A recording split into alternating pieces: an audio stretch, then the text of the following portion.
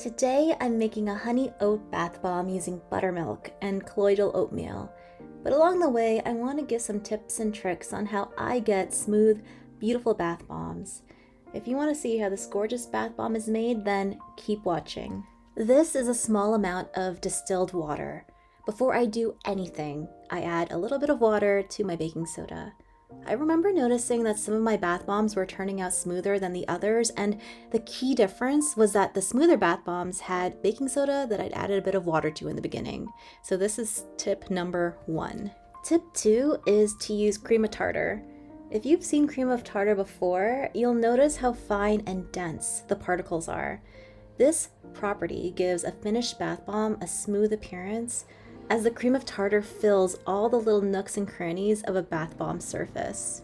If you want a foamy bath bomb, you'll need to add a surfactant like SLSA. This ingredient also helps the bath bomb fizz longer and slower in the bath. Did you know milk powders in bath bombs also add bubbles and foam? Buttermilk powder is surprisingly hard to find, but I finally managed to source mine from my local bulk barn. Along with cream of tartar, clay helps with smoother and harder bath bombs. I also really love how silky clay makes bath water feel. It's magic. I love it, and I use it in every bath bomb that I make. So, what does colloidal oatmeal do in a bath bomb? Colloidal oatmeal is a great ingredient for soothing dry and itchy skin.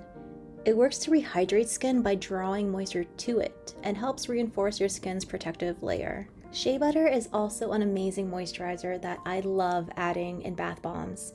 Shea butter also works to keep the bath bomb from being too dusty and helps with giving the bath bomb a smooth appearance. Because I have oils and butters in my bath bombs, I like adding polysorbate 80 to help incorporate those oils and butters in the water, instead of them creating an oil slick on the surface and then on the bathtub once that water is drained. Did you know adding a touch of light oil also helps with smoother bath bombs? I love hemp seed oil, but you can use avocado oil, sweet almond oil, or apricot kernel oil. You'll need a binder to help the powders adhere to the oils, and I like using 99% isopropyl alcohol. This wets my mix adequately so that I can form the bath bombs, but it also doesn't cause my mix to activate prematurely like water would. For scent, I'm using Oatmeal, Milk, and Honey by Fizz Fairy. I've used this fragrance from a few different suppliers, and they literally all smell amazing. It's such a familiar, soothing scent that fits the oatmeal and milk theme perfectly. So these liquid ingredients will join the baking soda, and then last, I'm going to add my citric acid, which is my next big tip. Adding citric acid last lets the liquid ingredients incorporate with your baking soda thoroughly without causing your citric acid to activate.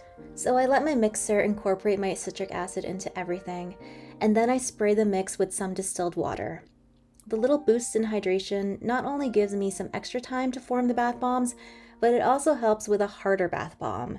But be careful about adding too much water because that can definitely ruin a whole batch of bath bombs. So here's my real secret for making perfect bath bombs.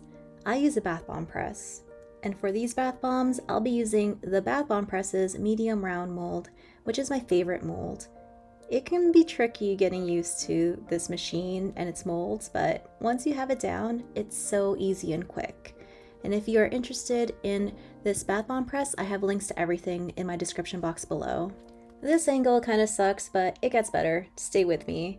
The bath bomb press machine was one of the best investments I made for my bath bomb business.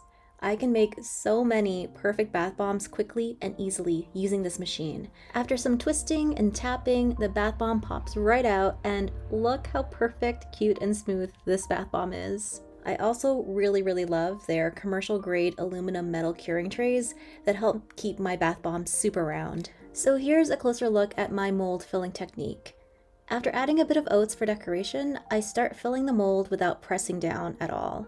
I continue filling, and then when it's almost at the top, I give it a firm pat down, and this helps give the bath bomb a nice Saturn ring. Then I smooth the top out and make it look like a small hill, and then it's ready to press. I give it 2 quick presses to keep the holes I made inside the bath bomb intact, and then I unmold the bath bomb. When unmolding, it might take a bit of twisting and tapping, but you need to break the vacuum seal to release the bath bomb. Patience is key. To get the oats in a nice flat formation, you need just the tiniest bit. Once it's in the mold, you can use your finger to spread it out a bit and then a small amount of mix thrown right on top to keep the oats in their place, and then fill the mold as usual. This can take some practice, but once you get the hang of it, it starts to become pretty easy. I get a lot of questions about the bath bomb press, and I think the key thing with this machine is basically a drier recipe. Too much water can cause the bath bomb to stick to the mold and cause the bath bomb to split in the middle. Packing the mix too hard into the mold can also be too much pressure for the bath bomb, causing splitting. It took a few failed batches and a lot of recipe tweaks to master the bath bomb press, and I think all the practice has really helped me troubleshoot along the way. So if you're having difficulties and thinking of getting rid of the machine, don't give up. My recipe is available on my Patreon if you want it, also with all of the steps. I know it can get frustrating, but if you keep at it, I promise it's so worth it. I mean, look at these beautiful bath bombs! I was a little worried about the added buttermilk and colloidal oatmeal, but it's pressing pretty perfectly, so that's amazing. See this tiny bit of leftover mix? Don't throw it away. I love using the bath bomb press's heart mold to press the stuff into a tiny sample bath bomb. After getting it all into the mold, I just add the heart stamp on top and then go to the machine. The heart mold uses a small round mold piece to press the stamp down onto the mix, resulting in the cutest little bath bomb. To get the bath bomb out, it's pretty easy. Just remove the bottom piece and push the stamp part up. Remove the sleeve part and use the mold to tap the bath bomb out of the stamp piece. It should release after a few taps, but the resulting bath bomb is super adorable. You can use the bottom piece as a little platform and the sleeve piece as the hammer. Tap along the sides of the stamp piece to release the bath bomb. I love these little hearts. They're so adorable, and I give these away in my packages as little thank you gifts. So here are the milk and honey oatmeal bombs all pressed, and aside from a few little bubbles, it's a pretty humid day today, so I'm not surprised there's these little warts here forming. That's about as bad as it'll get. But aside from that, they are pretty smooth, and I'm really pleased about that because I wasn't sure how it would form together adding buttermilk and the colloidal oatmeal, but it's safe to say that these bath bombs turned out pretty good. I'm gonna let these guys dry for about 12 hours and show you guys what they look like the next day, as well as show you a demo on how these guys perform, because I'm pretty sure you would be interested in that.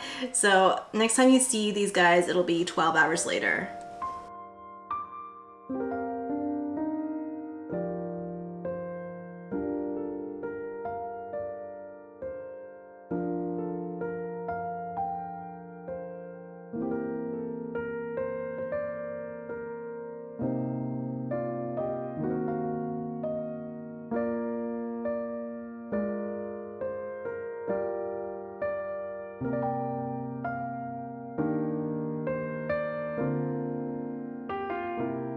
So here we are the next day, and when I pull it out, they are pretty hard.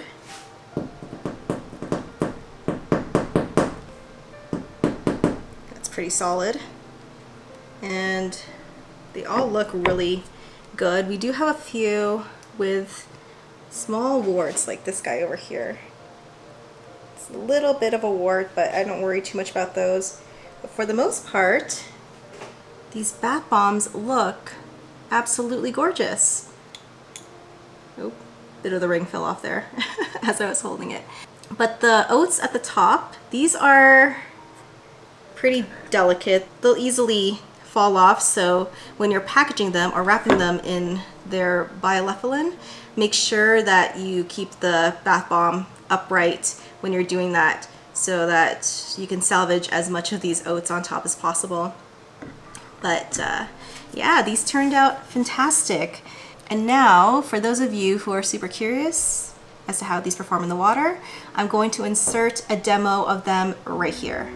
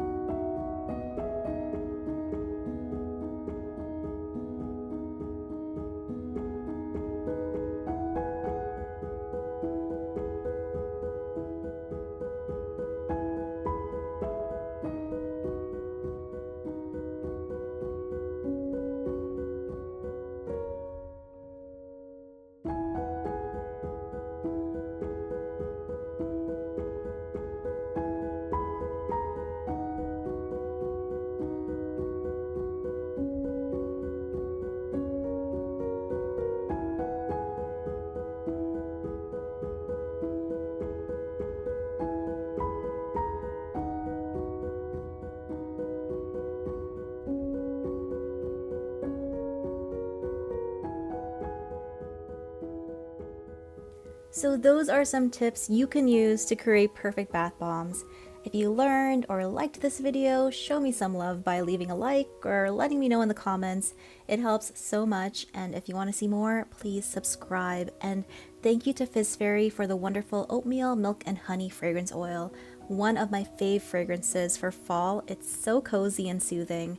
I have it linked in my description box below. The full recipe and steps is on my Patreon, so check it out. It's also linked down below. Speaking of my patrons, thank you so much, especially my Bubble BFFs listed right here. You guys are so wonderful and encouraging. Your support and generosity means so much to me, and I love all of you. Thank you to everyone for watching till the end. You guys are rock stars. Until the next one, keep shining, keep being awesome, and as always, keep making beautiful things like oatmeal, milk, and honey bath bombs. Bye, guys.